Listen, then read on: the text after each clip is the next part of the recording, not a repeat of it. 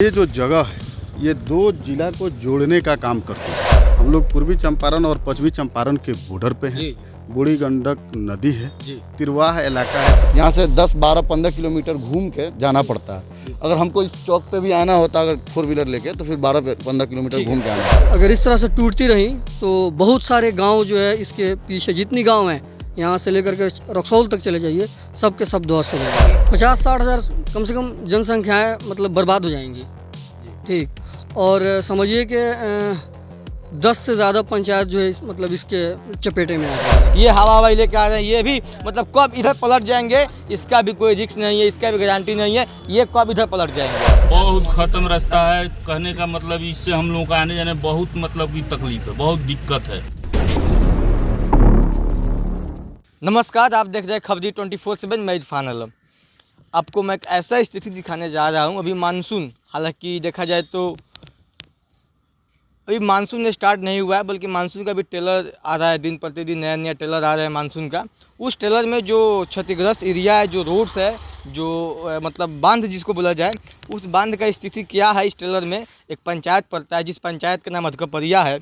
उस पंचायत में अभी मैं मौजूद हूं और आपको बता दें, मेरे समक्ष जो आपको ये तस्वीरें दिखाई दे रही होगी, ये तस्वीरें आप लोग देख सकते हैं। ये मानसून का ट्रेलर का तस्वीरें हैं। जो मेन बांध है, उस बांध का स्थिति क्या है यह किसी से छुपा नहीं है। हालांकि देखा जाए तो बिहार सरकार के ठेकेदारों के द्वारा इसको अच्छे से निर्माण किया गया, इस पर सड़क भी बनाया गया था, लेकिन किस प्रकार से सड़क बनाया गया था कि मानसून में ही यह ध्वस्त हो जाता है। कभी बहुवरी साइड में होता है ध्वस्त, तो कभी अधकपरिया में होता है, कभी मुर्गे टोला होता है। मतलब जहाँ जहाँ ये बांध पड़ता है वहाँ वहाँ स्थिति मानसून में इसी प्रकार का बना रहता है।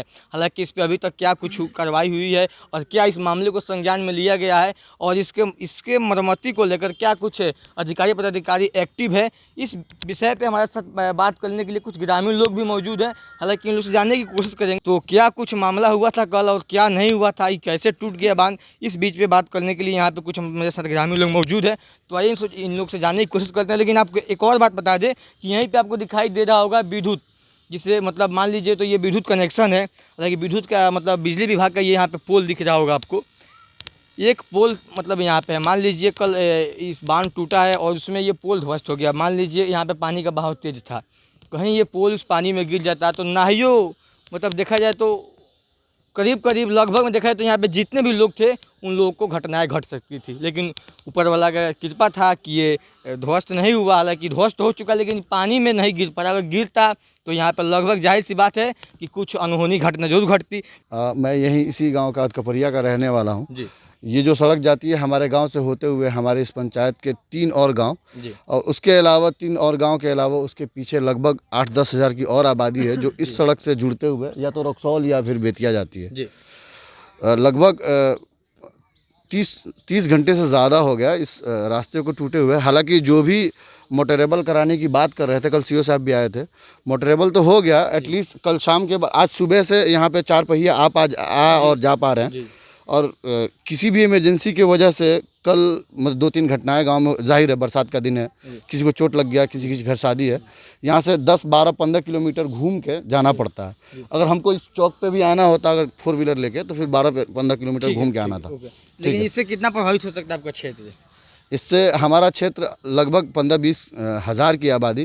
ठीक है। ये एक सर मेरे साथ आ रहा है कि ये सरपंच साहब है। हालांकि चुनाव लड़ते हैं, सरपंच साहब नहीं है, सरपंच प्रत्याशी है। हालांकि ये चुनाव लड़ते हैं, इस रास्ते से आ जा रहे हैं आप। हालांकि आप लोगों को प्रतिदिन आना जाना पड़ता होगा। हालांकि आप लोग के घर बहुवरीय साइड में है, तो मान लीजिए यहाँ पे क्षतिग्रस्त हुआ है, इससे आप मतलब क्या अनुमान लगा सकते हैं कितना मतलब नुकसान मतलब हुआ होगा? बहुत ज़्यादा नुकसान होगा। बहुत ज़्यादा नुकसान होगा। हाँ, बांध के जरिए नदी का तालाब है, कट भी सकता है।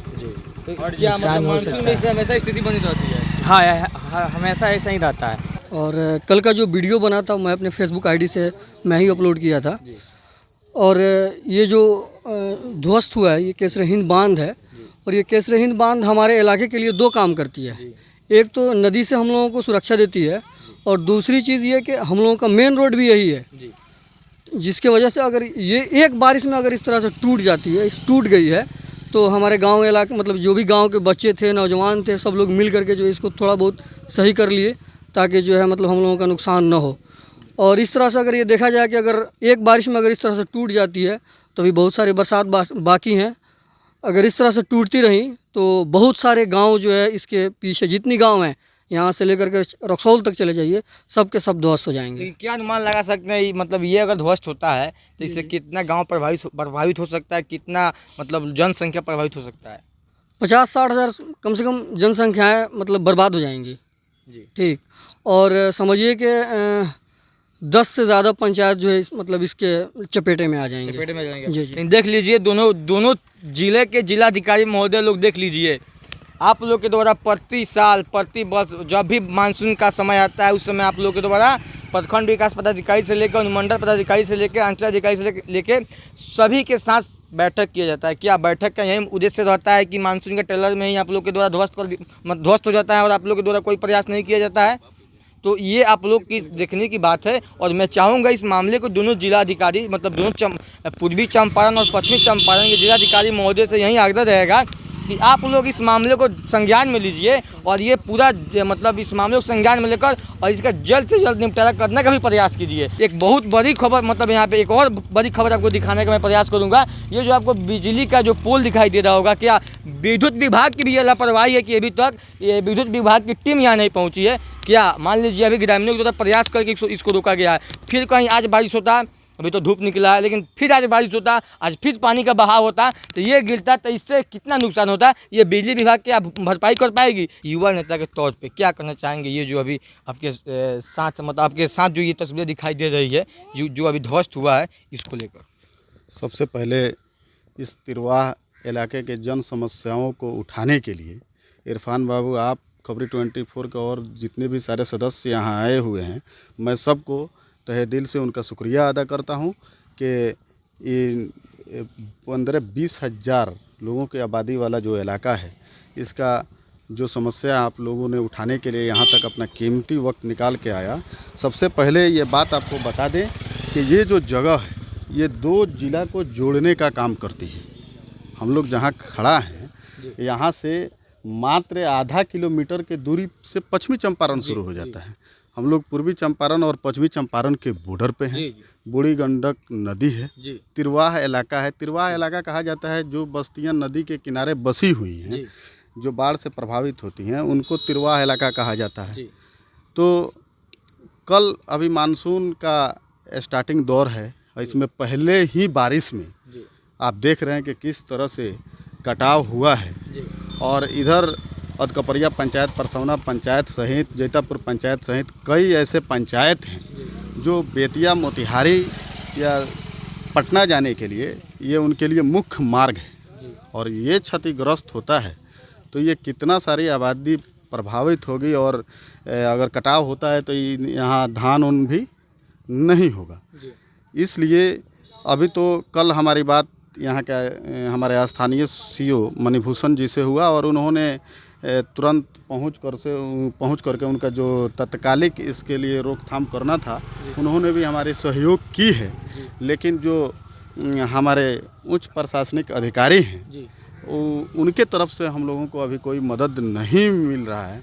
और दूसरी बात ये है कि यहाँ के लोगों में स्थानीय विधायक को लेकर भी आक्रोश है, क्योंकि बहुत ही यहाँ के लोग जुनून और उमंग के साथ उनका मदद किया था और वो ब्लॉक में इस पंचायत से टॉप किए थे। और इतना सारी चीज़ों को देखते हुए भी अभी तक उनके द्वारा ना कोई कॉल आया है और ना वो यहाँ आकर के जायज़ा लिए हैं। ये बहुत दुख की बात है। उनको आना चाहिए और अपने स्तर से भी उनको प्रयास करना चाहिए। लेकिन देखा जाए पॉलिटिकल जो मामला होता है, इससे पहले यहाँ के भाजपा के विधायक रहते थे तो आरजेडी वाले लोग का ये कहना था कि भाजपा विधायक है, भाजपा काम नहीं कराती है। अभी तो आरजेडी की विधायक है, आरजेडी विधायक है यहाँ पे, तो वो क्या कर रहा है कि जब भी मानसून का स्थिति आता है विधायक जी का क्या स्थिति रहता है आप लोग देख सकते हैं। पिछले बार मतलब मानसून के ही मौसम में चिलझपटी गाँव विधायक जी के साथ क्या हुआ था ये आप लोग इससे वाकिफ़ है। लेकिन इस बार इनका ये कहना है कि विधायक के प्रति लोगों में आक्रोश है। क्या आक्रोश है, मतलब किस कारण से आक्रोश है? हिंसा कोई डेवलपमेंट का समाधान नहीं है, लेकिन मांग तो जरूर होगा। और तिरवाह वासी का जो मांग है ये देखिए जरूरी है कि नहीं है। आप देखे होंगे यहाँ बांध की ये स्थिति है, और अधकपरिया बाजार से जो फुलवरिया तक आप जहाँ से आ रहे हैं उसकी भी स्थिति देख रहे हाँ, देख रहे होंगे, हैं। जो 3 किलोमीटर है। जी। कितना लोगों को परेशानी हो रही है यहाँ पुल पर आने के लिए। सबसे पहले हम यहाँ पुल बना, हम लोगों ने नीतीश जी का शुक्रिया अदा किया।